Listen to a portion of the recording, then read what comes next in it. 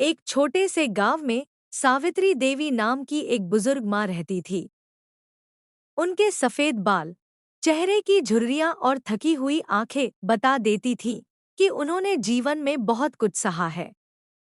लेकिन उनके चेहरे पर हमेशा एक मुस्कान रहती थी, खासकर तब जब उनका बेटा अर्जुन पास होता। अर्जुन का जन्म कठिन समय में हुआ था। उसके पिता बहुत पहले चल बसे थे और सावित्री देवी ने अकेले ही उसे पाला। खेतों में काम करते हुए, घर संभालते हुए वह अपने बेटे के लिए हर दिन संघर्ष करती। फिर भी उनके चेहरे की रेखाओं में कभी शिकायत नहीं दिखाई देती थी। वह हमेशा कहती, बेटा, मुश्किलें तो जीवन का हिस्सा है। हम मजबूत रहें तो सब पार कर सकते हैं। अर्जुन का मन बचपन से ही बेहद कोमल था। वह अपनी माँ के बिना एक पल भी नहीं रह पाता। जब सावित्री देवी खेत से लौटती तो वह दौड़कर उनकी चप्पल उतारता, पानी लाकर देता और उनकी थकान मिटाने की कोशिश करता। रात को सोते समय वह माँ की गोद में सिर रखकर कहता, अम्मा, आप मेरे साथ रहोगी न हमेशा? सावित्री देवी उसकी आंखों में देखती और धीरे से उसके माथे को चूमकर कहती, हमेशा बेटा, जब तक सांस चलेगी मैं तेरे साथ रहूंगी। गांव वाले भी अर्जुन की मासूमियत की तारीफ करते। मेले में जाए तो सबसे पहले अपनी माँ के लिए खिलौना खरीदता। शादी ब्याह में शामिल हो तो सबसे पहले माँ के लिए नया दुपट्टा लाता। सावित्री देवी कहती, तू बड़ा होकर बहुत अच्छा इंसान बनेगा। भगवान तुझे खुश रखे। अर्जुन हंसकर कहता, मैं हमेशा आपका ख्याल रखूंगा अम्मा। आपके बिना मेरा क्या होगा? समय की धारा धीमे धीमे बहती रही। अर्जुन स्कूल में अव्वल आया। पढ़ाई पूरी करने के लिए वह शहर गया। पहली बार जब वह माँ से दूर गया तो सावित्री देवी की आंखें भर आईं। उन्होंने अपने आंचल से आंसू छिपाते हुए कहा, जाकर अच्छा सीख बेटा, पर माँ को मत भूलना। अर्जुन ने वादा किया। शहर में उसने मेहनत की, नौकरी पाई और कुछ वर्षों बाद स्थिर हो गया। लेकिन हर सप्ताह, हर महीने वह गांव लौटता। अपने हाथों से माँ के लिए खाना बनाता, उन्हें शहर ले जाने की बातें करता, पर सावित्री देवी हमेशा कहती, मुझे यहीं रहना अच्छा लगता है। ये मिट्टी, ये पेड़ पौधे, सब मेरे अपने हैं। तू बस खुश रह। लेकिन अर्जुन की आंखों में कहीं न कहीं एक चिंता भी दिखती थी। वह देखता कि माँ का शरीर कमजोर हो रहा है। कभी कभी वह सोचता, काश मैं उन्हें हमेशा अपने पास रख पाता। इन्हीं दिनों उसके जीवन में बदलाव आया। शहर में काम करते करते उसकी पहचान मीरा से हुई। वह भी एक अच्छे परिवार से थी। धीरे धीरे दोनों में दोस्ती हुई, फिर प्रेम। अर्जुन ने अपनी माँ से बात की। सावित्री देवी ने मुस्कुराकर कहा, अगर तेरी खुशी इसी में है तो मैं सबसे पहले तेरे लिए दुआ करूंगी। शादी की तैयारियां शुरू हुईं। गांव में हलचल मच गई। रिश्तेदार आए, रंग बिरंगे कपड़े, मिठाइयाँ, ढेरों बातें। सावित्री देवी हर किसी से कहती, मेरे अर्जुन की शादी है। मुझे उससे ज्यादा खुशी किसी की नहीं। वह दिन भी आया जब अर्जुन ने मीरा से विवाह कर लिया। सबने उसे आशीर्वाद दिया। लेकिन उसी के साथ उसके जीवन में एक नया अध्याय शुरू होने वाला था, जहां प्रेम, कर्तव्य और समय की कठोरता एक साथ परीक्षा लेने वाले थे। शादी के बाद अर्जुन की दुनिया बदल गई। शहर में उसका घर अब सज-धज कर तैयार था।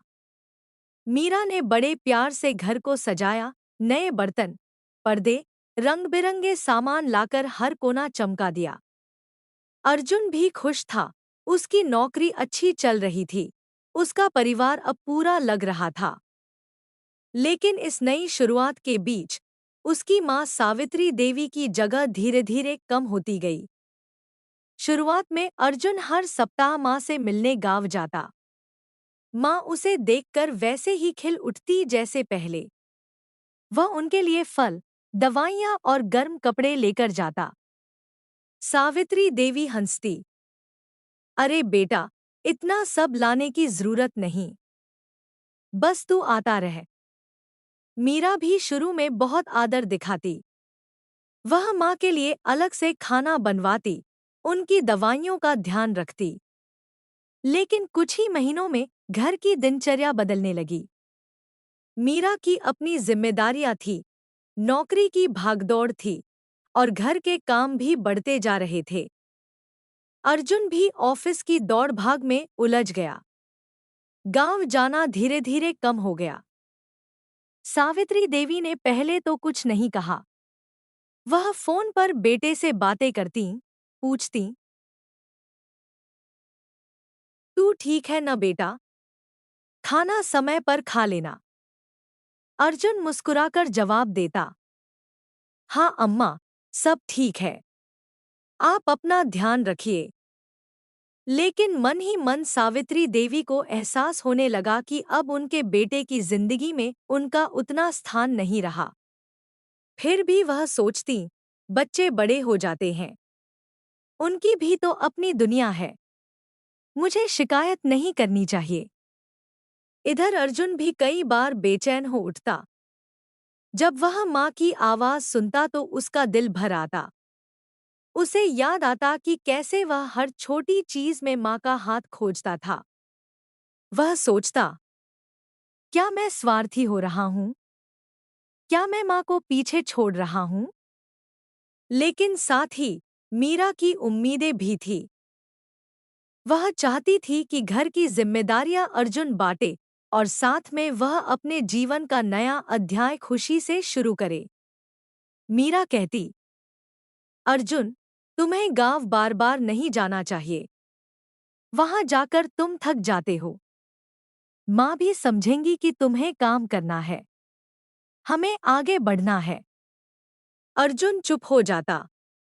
उसके मन में दो दिशाएं खिंच रही थी, एक तरफ माँ का अपनापन, दूसरी तरफ नई जिंदगी की मांग। समय बीतता गया। गांव जाना अब साल में 2-3 बार रह गया। जब भी वह जाता, माँ दौड़कर उसके पास आती, उसकी आंखों में प्यार भर देती। लेकिन अर्जुन हर बार लौटते समय अपराध बोध से भर जाता। वह माँ से कहता, अम्मा, अगली बार ज्यादा समय के लिए आऊंगा। माँ हंसकर कहती, बेटा, तू खुश रह, मेरा क्या है, मैं तो यहाँ सब संभाल लूंगी। लेकिन अर्जुन जानता था कि उनकी आंखों के पीछे छुपा दर्द वह साफ देख सकता है। कुछ सालों बाद एक दिन अर्जुन ने माँ से कहा, अम्मा, अब आपकी उम्र हो चली है, यहाँ आपको आराम नहीं मिलेगा। वहाँ गांव में सब संभालना कठिन है। मैं सोच रहा हूँ आपको किसी अच्छे वृद्धाश्रम में रख दूं, जहाँ डॉक्टर, दवाई, सब सुविधा होगी। आप वहाँ आराम से रह सकेंगी। यह सुनते ही सावित्री देवी का चेहरा एक पल के लिए थम गया। लेकिन उन्होंने अपने आंसू छुपा लिए।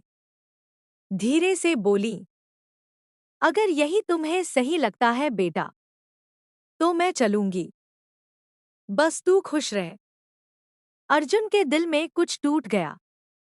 लेकिन वह अपने निर्णय को सही ठहराने की कोशिश करता रहा। मीरा ने भी कहा, यह आपके लिए अच्छा होगा। वहां आपकी देखभाल होगी। हम जितना कर सकते थे, कर लिया। अब आपको आराम मिलेगा। उस रात अर्जुन सो नहीं पाया। उसे बचपन की हर याद ताजा हो आई, माँ की गोदी, उनका प्यार, उनकी सीख। लेकिन अगले ही पल वह खुद को समझाता, मैं जो कर रहा हूँ, माँ की भलाई के लिए कर रहा हूँ। अगले दिन वह माँ को लेकर वृद्धाश्रम जाने के लिए तैयार हो गया। सावित्री देवी ने अपना छोटा सा बक्सा पैक किया, 2 साड़ियाँ, एक तस्वीर जिसमें अर्जुन छोटा था और भगवान की एक मूर्ति। उन्होंने घर की चौखट पर माथा टेक कर कहा, तू खुश रह बेटा, यही मेरी दुआ है। उनकी आंखों में नमी थी, लेकिन चेहरे पर वही मुस्कान, जैसे दर्द छुपाकर बेटे को आशीर्वाद दे रही हों। शहर से दूर एक शांत जगह पर वह वृद्धाश्रम बना था जहां अर्जुन अपनी मां सावित्री देवी को लेकर पहुंचा। बड़ा सा फाटक, साफ सुथरी इमारत, फूलों से सजा बगीचा सब देखकर पहली नजर में लगा कि सच में यह जगह आराम और देखभाल के लिए बनाई गई है। लेकिन अंदर कदम रखते ही सावित्री देवी का मन जैसे सिकुड़ गया। अर्जुन ने काउंटर पर सारी औपचारिकताएं पूरी की। कर्मचारी मुस्कुराकर बोले, आप निश्चिंत रहिए, यहाँ डॉक्टर हैं, दवाइयाँ हैं, नियमित भोजन है। आपकी माँ का पूरा ध्यान रखा जाएगा। अर्जुन ने राहत की सांस ली, लेकिन जैसे ही वह माँ की आंखों में देखने लगा, उसका दिल कांप उठा। सावित्री देवी शांत खड़ी थी, लेकिन उनकी आंखों में हल्की सी नमी, एक खालीपन और एक थका हुआ समर्पण साफ दिखाई देता था। अर्जुन ने उनका हाथ थामते हुए धीरे से कहा, अम्मा, यहाँ आपको सब मिलेगा। आप आराम से रहिए। मैं अक्सर मिलने आऊंगा। सावित्री देवी मुस्कुराई। मैं जानती हूँ बेटा, तू परेशान मत हो। मैं ठीक रहूंगी। बस तू अपना ध्यान रख। उनके शब्दों में जितनी मजबूती थी, उतना ही दर्द छुपा था। अर्जुन कुछ बोल नहीं पाया। वह माँ के चरणों को छूकर सिर झुका देता है। माँ ने उसके सिर पर हाथ रखा और आंखों से आशीर्वाद दिया। वृद्धाश्रम का एक छोटा सा कमरा सावित्री देवी को दिया गया। एक बिस्तर, एक अलमारी, एक खिड़की से दिखता बगीचा। सब कुछ सुव्यवस्थित था। लेकिन कमरा कितना भी सुंदर हो, उसमें अपनेपन की गंध नहीं थी। रात को सावित्री देवी खिड़की से बाहर देखते हुए अपने मन में सोचती रहीं, ये वही बेटा है जो मेरे बिना सो नहीं पाता था। आज कितना बड़ा हो गया। उसकी दुनिया बदल गई। क्या यही जीवन का नियम है? उन्होंने अपने बक्से से अर्जुन की बचपन की तस्वीर निकाली। छोटे से अर्जुन की हंसी देखते ही उनके आंसू खुद ब खुद बह निकले। भगवान, मेरे बच्चे को सुख देना, उसके जीवन में कभी कमी न आए। उधर अर्जुन लौटते समय कार में चुपचाप बैठा रहा। मीरा ने पूछा, अब आप संतुष्ट हैं? माँ को अच्छे हाथों में सौंप दिया। अर्जुन ने बस सिर हिला दिया, पर भीतर जैसे कोई भारी पत्थर बैठ गया था। रास्ते भर उसका मन उथल-पुथल करता रहा। उसे याद आता रहा, कैसे माँ उसकी छोटी सी जरूरत पर दौड़ पड़ती थी, कैसे वह उनके बिना खाना नहीं खाता था, कैसे हर त्योहार में उनकी गोदी में सिर रखता था। घर लौटकर अर्जुन देर तक सो नहीं पाया। उसकी आंखों के सामने माँ का चेहरा बार बार तैरता रहा। वह खुद से सवाल करता रहा, क्या मैंने सही किया? क्या सुविधा ही सब कुछ है? क्या माँ का प्यार इतनी आसानी से छोड़ देना चाहिए था? लेकिन अगले ही पल उसका व्यावहारिक मन जवाब देता, मैंने उनकी भलाई के लिए किया। वहाँ उन्हें देखभाल मिलेगी। मैं भी तो अपनी जिम्मेदारियों में उलझा हूँ। क्या कर सकता हूँ? फिर भी दिल मानता नहीं था। कई बार वह फोन उठाकर वृद्धाश्रम का नंबर देखता, लेकिन कॉल नहीं करता। उसके मन में डर था, कहीं माँ की आवाज सुनते ही उसका मन पिघल न जाए और वह फिर वही नहीं कर पाए जो उसने तय किया है। रातों को वह करवटें बदलता। दिन में मीरा कहती, आप बहुत चुप हो गए हैं। क्या बात है? वह मुस्कुरा कर टाल देता, बस काम का तनाव है। सब ठीक है। लेकिन भीतर से वह खुद से लड़ रहा था। उसे लगता उसने अपनी माँ को सिर्फ सुविधा के लिए छोड़ दिया। वह बार-बार सोचता, काश मैं उन्हें साथ रख पाता।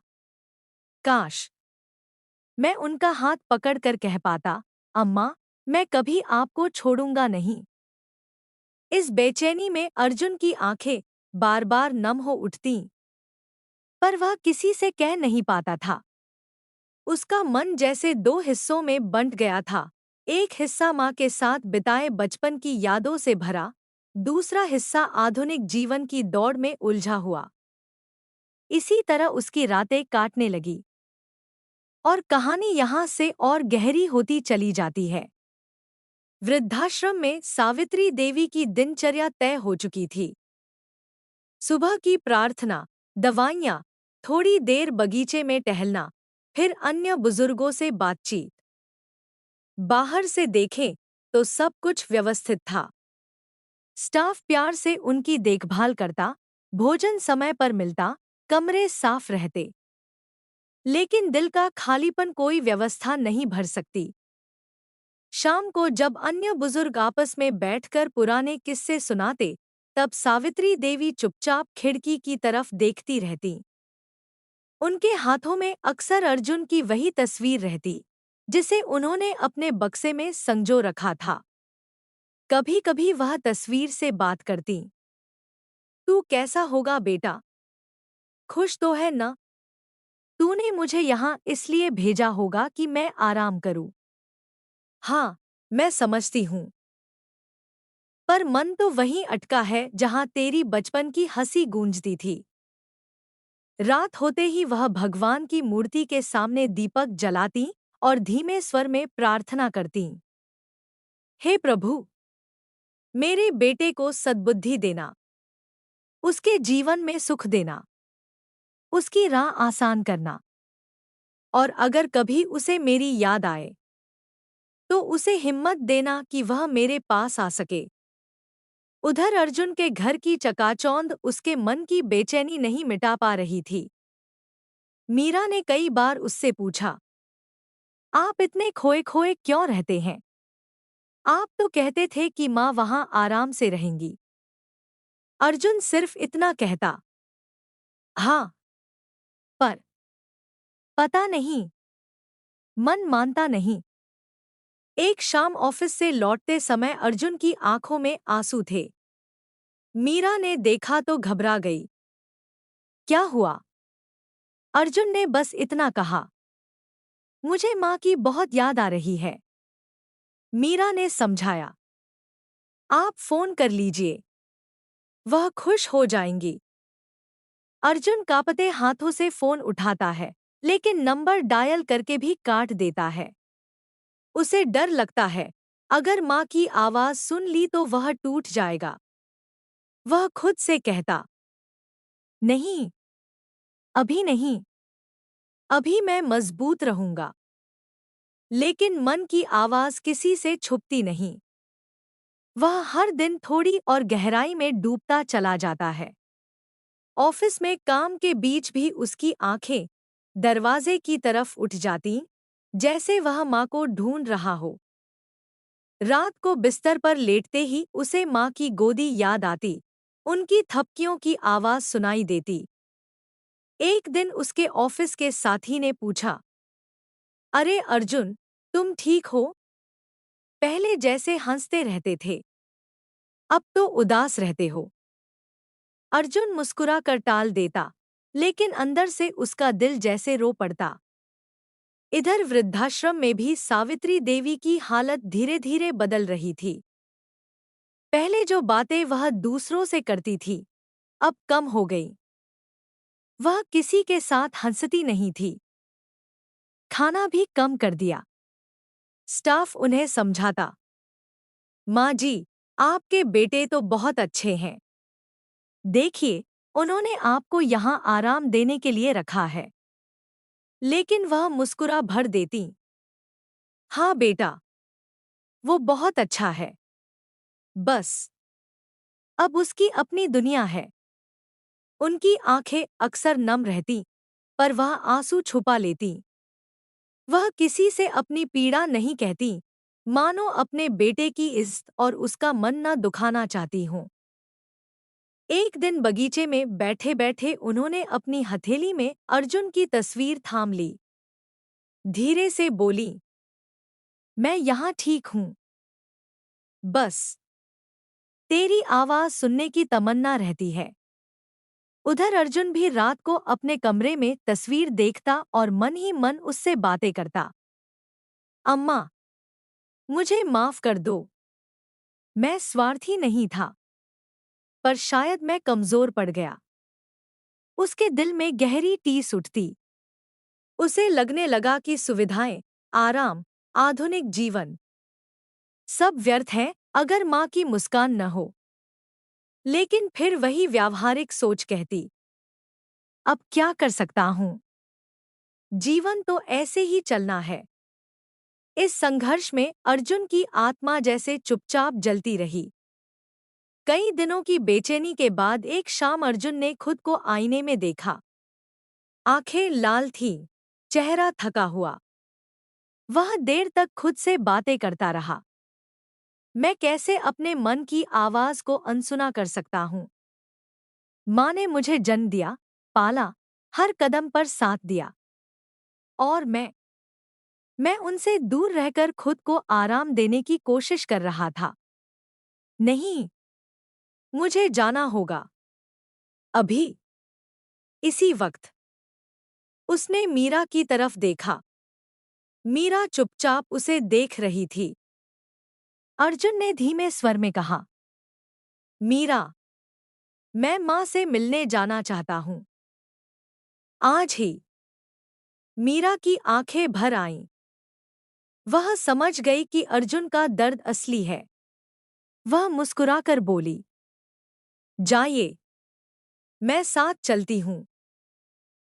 उन्हें यह देखकर कितनी खुशी होगी। अर्जुन की आंखों में आंसू छलक आए। उसने सिर झुका लिया। धन्यवाद। मैं खुद नहीं समझ पा रहा था। रात के अंधेरे में दोनों वृद्धाश्रम के लिए निकल पड़े। अर्जुन का दिल इतनी तेज धड़क रहा था जैसे बचपन का वही डर लौट आया हो कि कहीं मां नाराज न हो जाए। पर जैसे ही वे वहां पहुंचे, सावित्री देवी बगीचे में अकेली बैठी थी। उनकी गोद में वही तस्वीर थी। उन्होंने धीमे से आंखें उठाईं, और जैसे ही अर्जुन सामने खड़ा दिखा, उनकी आंखें फैल गईं। फिर चमक उठी। फिर आंसू की बूंदें लुढ़क पड़ी। अर्जुन, बेटा। सावित्री देवी उठीं, कांपते हाथों से उसे गले लगा लिया। अर्जुन टूटकर रो पड़ा। अम्मा, माफ कर दो। मैं बहुत गलत था। मुझे समझ नहीं आया। मैं आपसे दूर रहकर खुद को मजबूर कर रहा था। मैं आपको छोड़ नहीं सकता।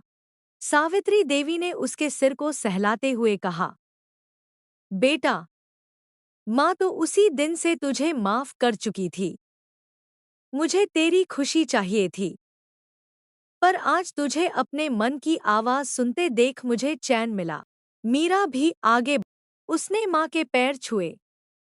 सावित्री देवी ने प्यार से उसका सिर सहलाया। बेटी, तू भी मेरी बेटी है। तूने अपने पति के दिल की बात समझी। ईश्वर तुम्हें सुख दे। उस रात वृद्धाश्रम में सब बदल गया। स्टाफ ने देखा कि माँ की आंखों में फिर से चमक लौट आई है। वह मुस्कुरा रही थी, बातचीत कर रही थी, खाना भी अच्छा खा रही थी।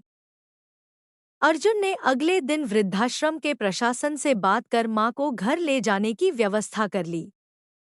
कुछ ही दिनों में सावित्री देवी अपने बेटे के घर लौट आईं।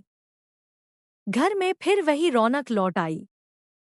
सुबह की चाय में माँ की आवाज गूंजती, बेटा, उठ गया? चल, ताजे पराठे बनाती हूँ। मीरा भी मुस्कुराकर साथ देती।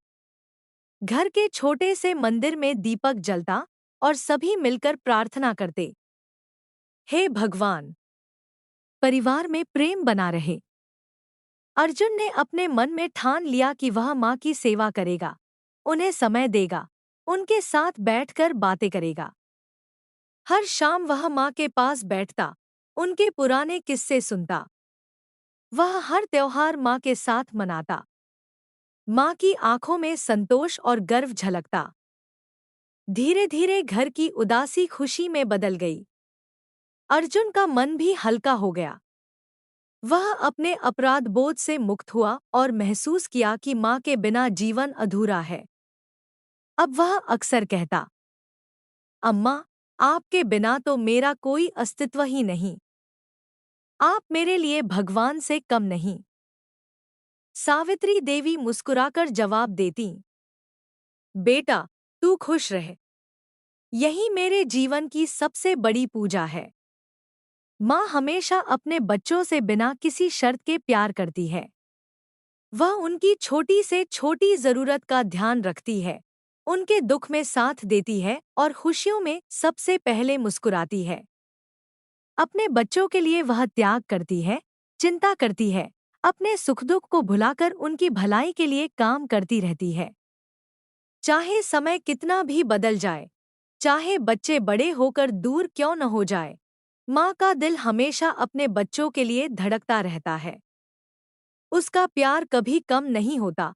वही तो घर की सबसे बड़ी ताकत और सबसे बड़ा सहारा है।